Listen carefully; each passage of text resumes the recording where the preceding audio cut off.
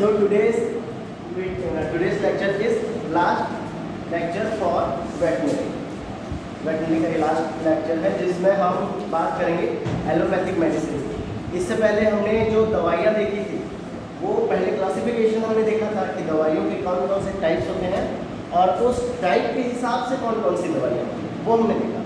दूसरा हमने क्या देखा, हमने आयुर्वेदिक मेडिसिन देखी कल, जिसमें घर से मिले हुए सामान से या फिर जड़ी बूटियों से, जड़ी बूटी तो ज़्यादा था नहीं, घर का ही निकला हुआ सामान, घरेलू देसी मेडिसिन वो थे।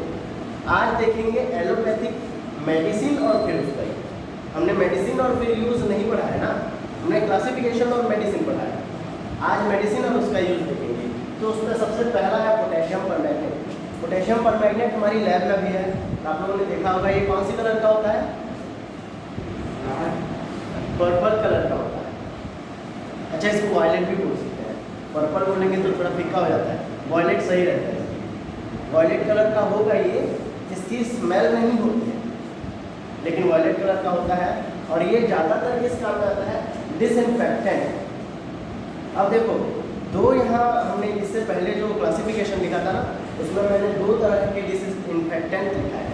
एक डिसइंफेक्टेंट होता है जो परजीवी कीटाणुनाशक होता है, कीटाणुनाशक होता है, और डिसइंफेक्टेंस लिखा है, डिसइंफेस्टेंट लिखा है। दोनों में कंफ्यूजन होता है, एक डिसइंफेक्टेंट और एक डिसइंफेस्टेंट। अब डिसइंफेक्टेंट जो है वो परजीवी नाशक है और डिसइंफेस्टेंट जो है वो कीट परजीवी नाशक है। और इसमें कंफ्यूजन होता है, देखने लगे। ठीक, तो अब बात करते हैं पोटेशियम परमैंगनेट की। पोटेशियम परमैंगनेट एक तरह का डिसइंफेक्टेंट है। डिसइंफेक्टेंट मतलब इन्फेक्शन से बचने के लिए इसको यूज़ किया जाता है। इतना समझ में आ गया? इन्फेक्शन मतलब संक्रमण। संक्रमण किससे होगा? जीवाणुओं से होगा।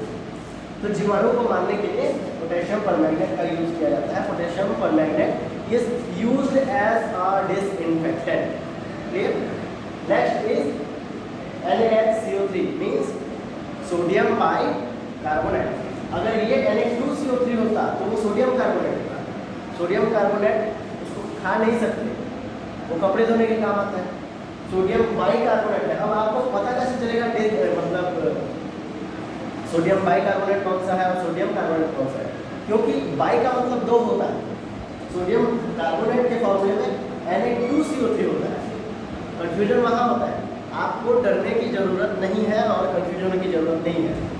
छोटी सी ट्रिक है, हाइड्रोजन जो है इसको हम यूज़ करते हैं, है ना, बहुत तरह से, अलग अलग तरह से यूज़ करते हैं।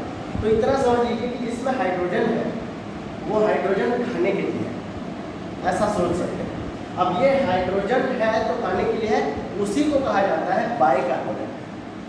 क्लियर?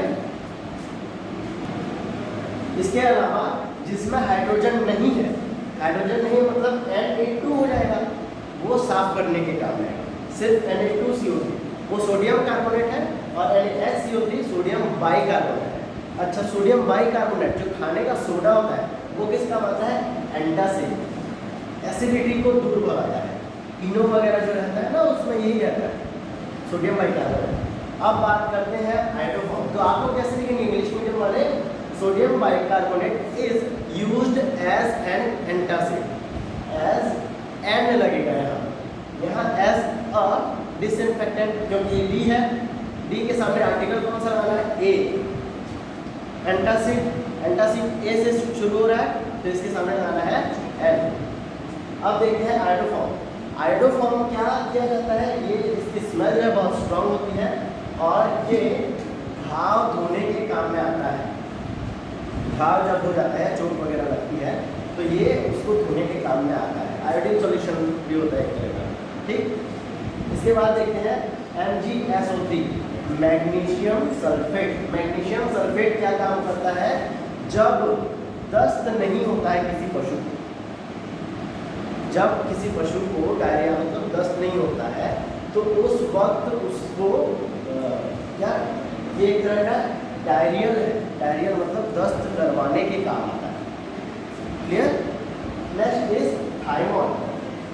थायरॉइड क्या है, ये एक्जिमा में काम आता है। एक्जिमा क्या है, स्किन से रिलेटेड इरिटेशन जो होती है उसको कहा जाता है एक्जिमा। 3 इयर्स देखे ना, पनीर तो बेटा छोटी छोटी थैलियों में हम सोने की दुकान में मिलेगी, और फिर इनकी एक्जिमा की क्रीम तो 150 की आती है, बोलती है ना।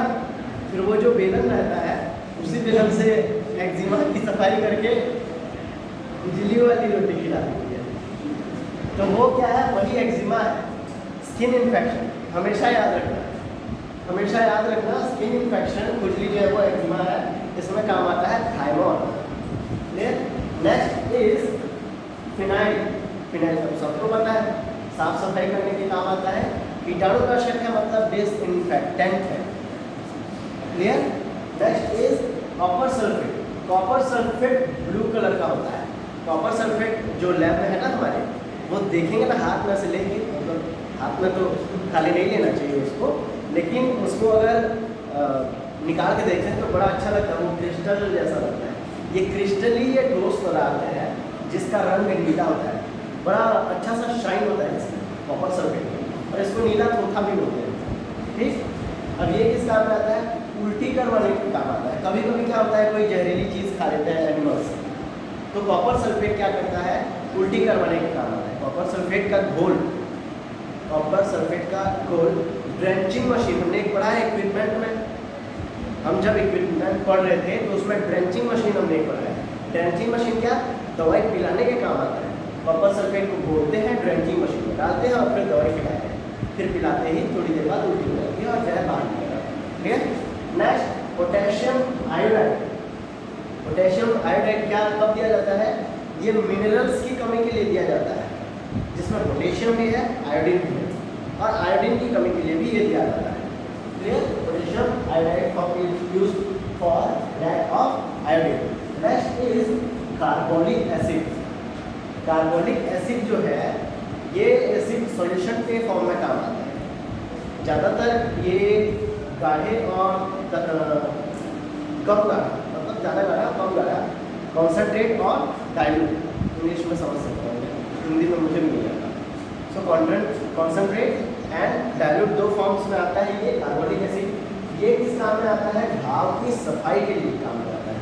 अच्छा, घाव की सफाई के लिए हमको ना डाइल्यूट चाहिए होता है, जिसमें पानी ज़्यादा और ये acid come.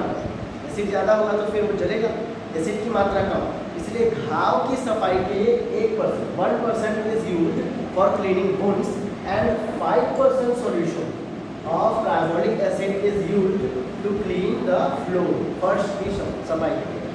Clear. Next is ammonium chloride. Ammonium chloride NH4Cl, ये किस काम में आता है, ये श्वास नली, जो सांस लेते हैं ना, श्वास नली से रिलेटेड कोई बीमारी होती है तो उसके इलाज में ये काम आता है अमोनियम क्लोराइड। और इसकी गंध, अमोनियम है, अमोनिया मतलब यूरिया जैसी स्मेल होती है, इसमें स्ट्रॉन्ग स्मेल होती है। इसके अलावा स्वेलिंग, अगर कहीं सूजन है तो ये बहुत ज़्यादा काम में आता है क्या, अमोनियम क्लोराइड, सूजन को कम करने के लिए। चोट वगैरह लग जाती है, कहीं जा रहे हैं गिर जाते हैं, धक्का लग जाता है, ठोकर लग जाती है पैर में, हाथ में, कंधे में, तो वहाँ स्वेलिंग जो होती है उस स्वेलिंग को कम करने के लिए अमोनियम क्लोराइड मतलब काम करती है।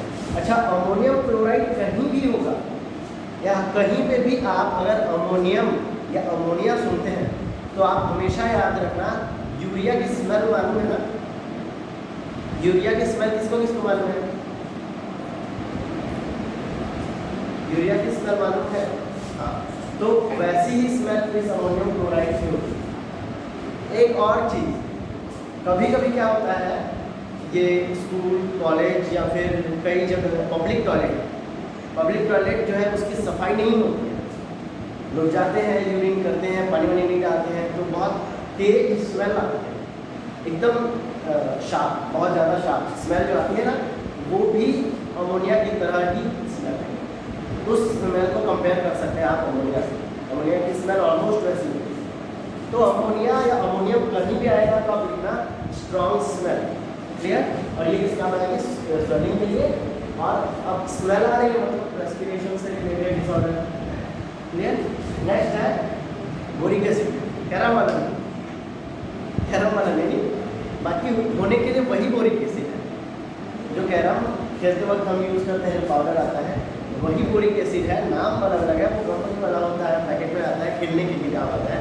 ये बोरिक एसिड जो साफ सफाई के लिए होता है ये अलग आता है, ये पैकेट्स में आता है अलग से। तो ये क्या काम करता है, टीथ डैमेज। अच्छा, एक बीमारी हम पढ़ने वाले हैं जिसको कहा जाता है मेस्टाइटिस। मेस्टाइटिस मतलब वो टीथ से रिलेटेड बीमारी है। टीथ मतलब जहाँ से आप दूध निकालते हैं, ऐसा जो गाय की अगर में ऐसी संरचना होती है आयन, इसको कहा जाता है टीथ। इसके डैमेज होने की वजह से अगर कोई बीमारी आ जाती है या ये किसी भी तरह से डैमेज हो जाता है तो उस वक्त यूज़ किया जाता है बोरिक एसिड। बोरिक एसिड से इसको वॉश करते हैं, धोते हैं रेगुलरली इसको धोते हैं, फिर ये डैमेज ठीक हो जाता है, रिपेयर हो जाता है। Next is borax. बोरेक्स को कहा जाता है सुहागा। बोरेक्स मलहम बनाने के काम में आता है ज़्यादातर, ठीक। बोरेक्स मलहम बनाने के काम आता है। ग्लिसरीन। अब ग्लिसरीन जो है ये दो तरह से यूज़ किया जाता है, एक खिलाकर और एक लगाकर। कैसे, अगर कॉन्स्टिपेशन है, कब्ज है, तो ग्लिसरीन का यूज़ किया जाता है पेट की सफाई के लिए ताकि वो कब्ज फिर बाहर निकले। और दूसरा घाव वगैरह की सफाई के लिए ग्लिसरीन का इस्तेमाल किया जाता है। So glycerine is used for constipation and to clean wounds. Next, zinc oxide, ZnO।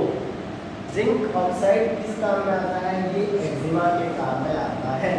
तो एक्जिमा की दवाई जो 150 रुपये की आती थी, अब हमको ये मालूम है कि उसमें जिंक ऑक्साइड होता है। क्लियर, समझे। So this is all about allopathic medicine. और इससे रिलेटेड जो पहले वाले वीडियोस हैं उनको देख के रिवीजन कर लेना, और उसके बाद फिर इसमें तो सारे मेडिसिन बताए हैं हमने। इससे रिलेटेड 3 वीडियोस हैं, टोटल 4 है। वेटनरी से रिलेटेड 4 वीडियोस हैं। पहले वीडियो में क्या, पहले लेक्चर में क्या था, इक्विपमेंट। दूसरे में मेडिसिन का क्लासिफिकेशन और यूज़ था। तीसरे में आयुर्वेदिक मेडिसिन, और ये आज चौथा, इसमें क्या है, एलोपैथिक मेडिसिन। क्लियर।